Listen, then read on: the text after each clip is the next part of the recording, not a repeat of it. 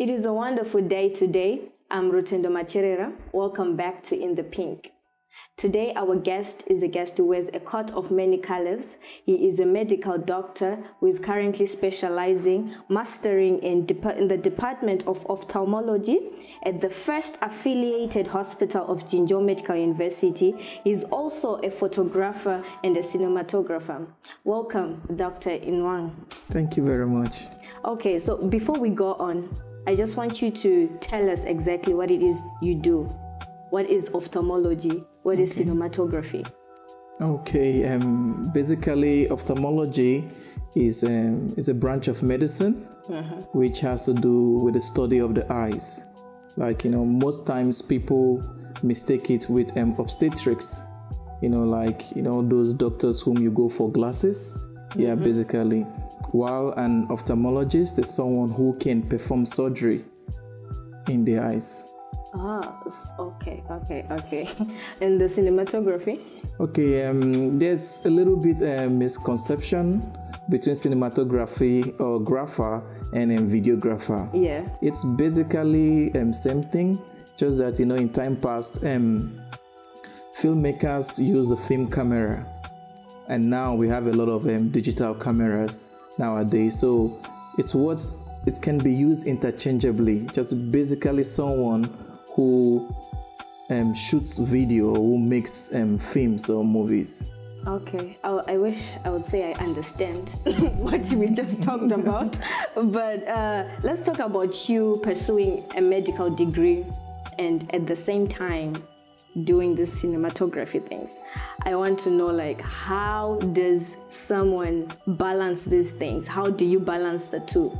And at some point, did you feel like you're crazy for doing what you were doing?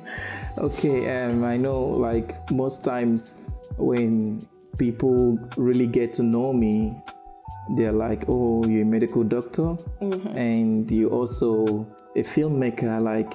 How does these two words, how do they meet? Exactly. Actually, medicine is my first love. I love medicine and I really wanted to do medicine because why would you exist when you know nothing about how your body works? Exactly. Yeah, so I started my medical career at Jinjo Medical University, graduated, and I decided to further my education, pursuing my ophthalmology, probably because it has a relationship with optics, lens, which is also in line with my hobby, which is filmmaking. For filmmaking, I get the connection. It's just an art which I fell in love with a while back.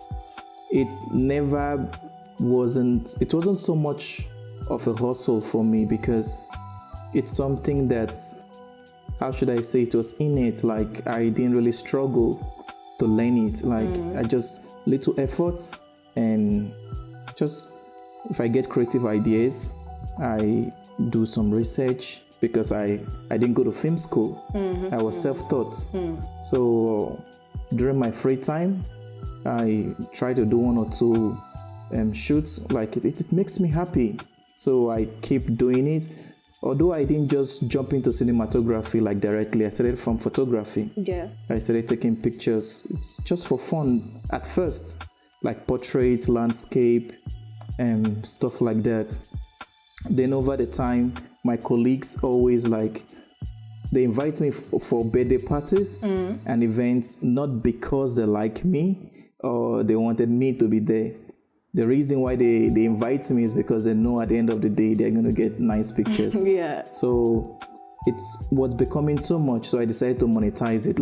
If you need my time, you have to pay for it. So it reduced the rate at which people demand for my services at first. Then I continued doing what I was doing. The demands rose up again. I'm for people to be willing to pay for my services, it means to an extent I'm good, right, yeah. I'm good to an extent. So that's how it continued. When you love doing something, you get consumed by it. So more I take pictures, the better I get at it, and I decided to try something new, which is filmmaking. I started by making like short clips. I just edit it, see how it looks like, try color grading, fast cuts, different types of edit. And before I knew it, I started shooting documentaries, music videos, short film and stuff like that. Okay. What I really want to understand is, I'm not even a medical student, I'm a software engineering student, and we are also doing this at the same time. But sometimes I feel like it's like a lot of work, right? So I want to understand, like, did it take some time from your studies to pursue cinematography? Did it like pull you, because you have to attend these parties, you have to take these music videos, and you have to make time for that. Did it like take some time from your studies? And how did you manage if it did? Okay, in my third year in medical school was kind of tricky for me because that was a transition between preclinicals to clinicals. Then I think my first semester was kind of rocky. That made me like reevaluate my choice because I discovered like I was kind of like I wasn't really doing that good. Yeah. So for a while I stopped stayed away from filmmaking and stuff like that. I paid more attention to my studies, but I missed the whole act of filmmaking. So what I decided to do was to manage my time properly. Like, of course, people find time to sit down and have conversation. Some people they spend most time online, Facebook, Instagram, and the rest of them chatting. Some spend time in watching movies. I mean, like, most people, if you mention any series, they've probably they've watched it, and how many episodes are there in each series. So I decided to manage my time properly. Like, I look at my curriculum. Each day I give my time, like study time, and I use like mostly weekends for filmmaking. So I came up with like strict policies, like rules for myself. Like, I can't do any shoots during weekdays. Okay. Yeah, so weekdays I just focus on my studies, attend classes, very, very important. Like, when I'm in class, I try to pay like attention because I know I'm not like every other regular student. Yeah. So I pay like real attention. When I go back home, I try to review immediately. At night, I spend more time in studying, trying to gather much information as I can. What about sleeping though? For sleep, as a medical student, you don't have so much luxury time of sleeping because the workload is much. Yeah, but I do try to get enough sleep once in a while. Like, when I'm sleep deprived, I need to catch up. So probably I get about 4 to 5 hours sleep a day. That's good. Now I want to know, what is your worst experience as a medical student? My worst experience as a medical student? Yes. Okay, let me try and see, because you must have a lot, right? There are a couple of days that weren't that great. Okay, but let me say once during my preclinical days, we had an anatomy exams. It's a practical exams. We call it steeplechase, where there are bodies, then we go in turns, and you have a specific time frame for you to go to a model and identify an organ. Then you go to the next model and same like that. I prepared for this exam intensely, try to study my anatomy very well. But on that day, I really don't know what happened. I got in there, and for some reason I went blank. like, I go to a structure, I'm like, but what is this? Is it an artery or a vein? Because when we work on cadavers, like, it's not like the normal what we see on the textbook, like arteries red and veins blue. Like, the structures are just almost similar. You need to maybe look closely and check like some characteristics to be able to differentiate them and stuff like that. So coming out from that exams, I was very scared, like, okay, looks like I'm gonna fail this one. But staying, the suspense waiting throughout like the whole vacation, waiting for the results. It was too much. Too much for me. Don't cadavers freak you out though? Okay, it's not like the way you guys think of it, because you're not with the cadaver alone. You're with your colleagues, right? Mm-hmm. And you don't. It's just a model for learning, and you just have to see it like you need to study these things, so that you can help someone. I guess that's a very good way of approaching it. Now, I want to talk about this. Like, I feel like as a youth, as an African youth, we have this mentality that I have to do a traditional course or have a traditional job for me to sustain a living, Okay. Like, I have to survive, so which means I have to do something that can give me money, or something with a title, with a prestigious title, so that also I can look good amongst other people, right? I just want to know, what's your take on that? Like, do you think it's really, like, is there a way we can change that mentality? Because I've heard of a lot of people who didn't really follow traditional paths, but they're still making it out there and making a lot of money. Do you think we can change that mentality?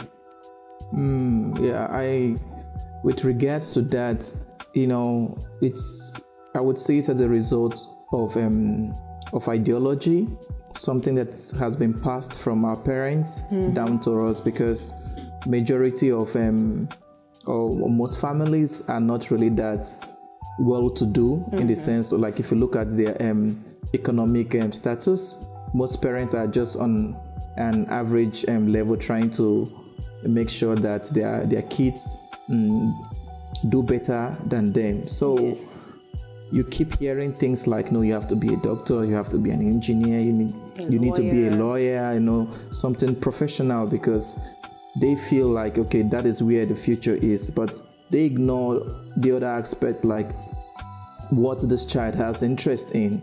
And you can actually do great things if we are being coached or mentored in a certain path, because we don't have, we ignore the power of mentorship. And over the course of time, we lose something which is very valuable to youth, which I would say is instinct. Young people, we have instinct. That's what separates or differentiates a young entrepreneur from the older or the elderly ones. For the elderly ones, they've learned to make decisions out with experience. They know what works and they know what doesn't work. So if they have a problem or they want to invest, one of the first things they approach things logically. Logically, they have to think about it carefully. But for we young people, we don't have much experience of how things should go, or we really don't understand like principles or the rules of the games, but we just go out of our instincts. That is why the elderly ones need young people to push boundaries in whatever they are doing. And we in return, we also need these elderly ones to mentor us, because to guide us so we understand. Because sometimes you can be reckless with it. Yes, I also experienced this quite some time ago, because I just went into this whole cinematography stuff. It could be pricey, demanding, like gears are expensive. If you check like the cost of one lens or a camera, or you want to go into lighting, They're really that expensive. Now, I just went into it out from hobby, but I never understood the business part of it. There's also the business part of it, That how is true. to make returns, how to convert, like, when you give out skills, how to get something which you can use in investing back in your business. So, like, I want to ask you this. Are you someone who believes in following your passion and risking it all? Or do you believe in just being traditional with it and securing a living? Because I personally, I really, okay, let me first hear from you before I say what I feel. Okay, obviously you can see my way of life has already answered exactly. the question. I believe, do whatever makes you happy generally. Whatever you find happiness in. Most people, we have misconception with what it means to be successful. I'm not saying you don't have to be rich. Of course, money is very, very important That is true. in our day-to-day activities. I'm not saying you shouldn't be rich. We all want to be rich, but most people are rich. Well, some people are rich, but doesn't mean they are successful. So when you find happiness, even in the little you do, you find peace in it, and you feel you can do more in that particular field. Of course, you're gonna succeed. That is true. Because we also have these people, people who are working jobs that they don't like. When you go maybe to a certain company, you will see some people who have some miserable faces in those companies. You can literally tell that this person, they don't enjoy what they are doing. And then we have people like this lady I saw on the Forbes list, right? The under 30, Liza Koshy. She does what she loves on YouTube. She's a YouTuber. She makes some videos, some funny videos and stuff like that. She does what she likes, and she's now making money out of something that she likes. So, I just think that people should really like follow their passions, because they are most effective when they are doing things that they are really passionate about instead of these traditional things. Yeah, you're right in that aspect, but I think what makes them really successful in what they do is because they have original ideas. Yeah, these ideas is not based, it's not copied. Like, these are creative people in their skills. So ideas just pops up from nowhere, and they come up with nice concepts in relationship to what they love doing. So now these things like make them stand so unique and different from what is done in the general public. And the more they keep doing themselves and doing what they like doing, they get attention. And the more you gain attention, the more the financial benefits comes coming in. Yeah, that is so true. Okay, to lighten this up a little bit, what is the most embarrassing moment that you've ever had in front of people, like in public? Most embarrassing moment I've had, like in my private life or in relationship with what I do? But like the thing has to have happened in public, in front of people. In front of people. I'm a very careful person though. Like I'm very careful and I analyze things. But something which has happened to me that's very embarrassing, I would say there was once I was supposed to go for a shoot. I had everything like packed. Before I go for any shoot, I do like I go through my gears and make sure, like based on the concept I have in mind, I know, maybe I need a light here, I need a certain like microphones, audio. I do a pre-setup, make sure everything is in line with what I want to do. I packed everything, traveled to another city to do a shoot and prepared, did all the whole setup and everything. Time to start recording, I discovered that I didn't come with a memory card. Okay. So it was so bad, like when you have crew, everybody is set and stuff like that. I have to like start asking where can we go buy a memory card and stuff like that. And we were like kind of far away from where there are shops and everything. We have to wait, I think, about 2 hours or so to go down to town, get memory card, and come back from the shoot. It was so unprofessional. Wow. What have you had to give up to get where you are today? What I've had to give up to get where I have, I would say a couple of friends. Yeah. Couple of friends there. Some people think like I really don't care because when you get so caught up with all these things going on at the same time, it's kind of difficult always keeping in touch. So certain friends which I fail to always check up on, feel like okay, maybe I don't find them valuable or something like that. So yeah. Okay, that must be the worst stuff. Yeah, it's okay because I also gain new friends. Yeah, that's yeah. You find friends who are along the line that you're walking now. Yeah. Now, I want to know: do you have a weird talent? Weird? Yeah, like weird. I wouldn't say it's weird. I would say it's skillful. Okay. All right. What is that talent? Tell us about it. Okay. I have a very wild imagination. Like sometimes certain things, like when I think of certain things or get into conversation with certain people, they're like, how do you come up with these things? Yeah. So I think that's where most of my creative aspect lies. Like sometimes it also helps me in aspect of directing, and that is one. And two, I'm kind of pretty good in reading people. Okay. So I just meet someone within a very short time frame, like just few conversation. To an extent, I kind of know who they are.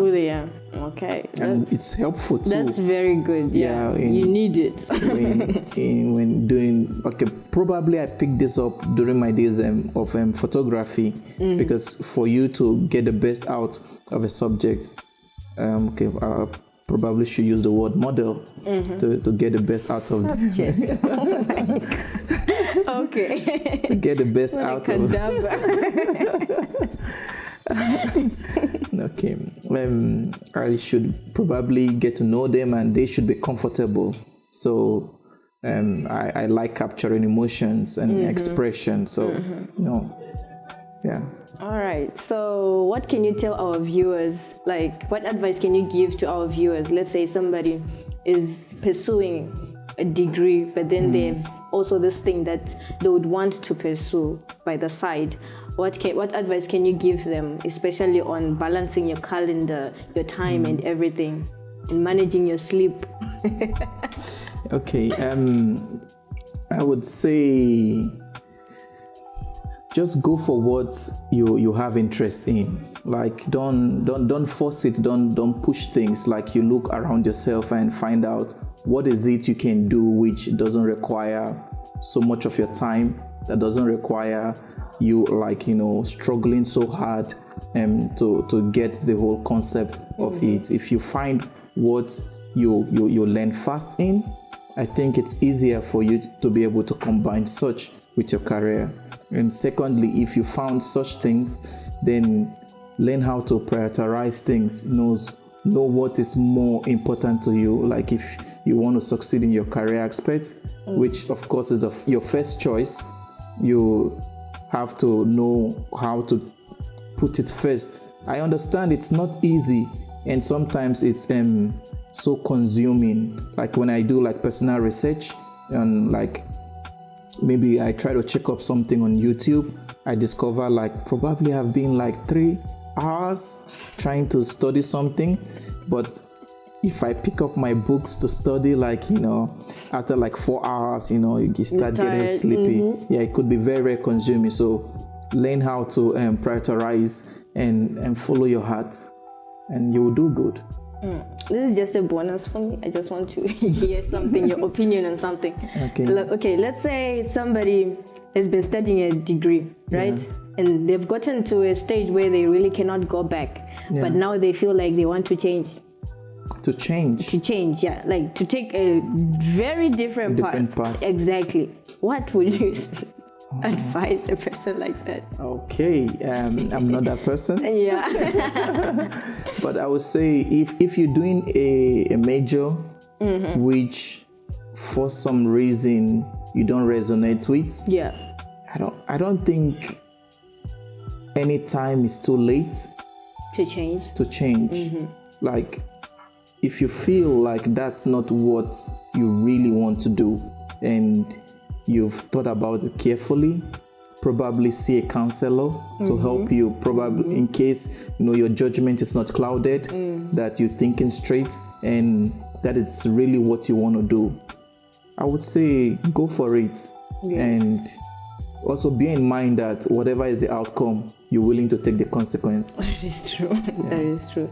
So you've heard it, guys. Don't get stuck where you don't want to be, okay? Or else you have to work your whole life doing something that you really do not like. So before we leave, just tell our viewers where they can find you on the social media world. Okay, yeah. You can find me on Instagram at DProVisuals, Twitter, DProVisuals, Facebook, DProVisuals. Also on YouTube. Check me on YouTube and subscribe to my channel, DProVisuals. And you can also do all the things YouTubers ask you to do, like, smash the like button, comment, and stuff like that. Okay, that was nice. Okay, thank you so much for coming. It was so nice having you here. Thank you very much. It's an honor. And thank you guys for watching. And thank you to at Cat's Eye for giving us a wonderful place to do this.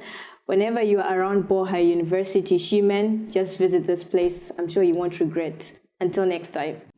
Like and comment on our video, and if you have any suggestions, feel free to leave them on the comment section below. Don't forget to subscribe.